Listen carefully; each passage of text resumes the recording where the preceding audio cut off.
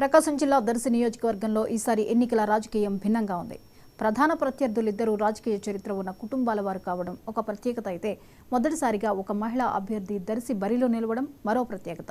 సామాజిక వర్గాల పరంగా కూడా రెండు బలమైన వర్గాలు పోటీలో ఉన్నట్టు లెక్క.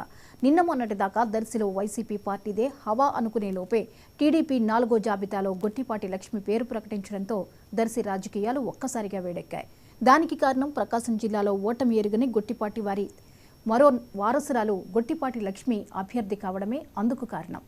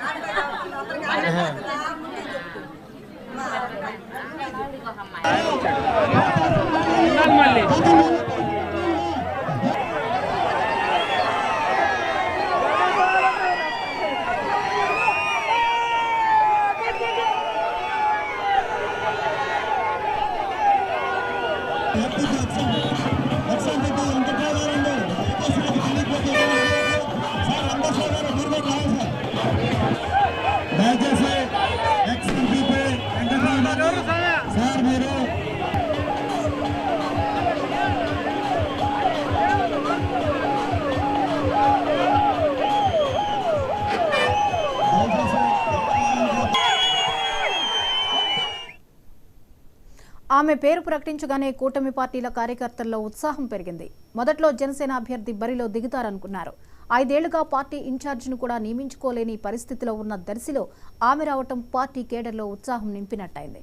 ఇలా దర్శి టికెట్ గొట్టిపాటి లక్ష్మికి రావడంతో ఆమె బాబాయ్ గొట్టిపాటి రవి తెర వెనుక చక్రం తిప్పారని కూడా చెప్పుకుంటున్నారు.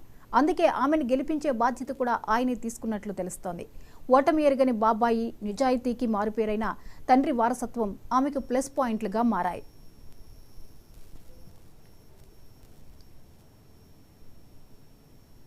జగన్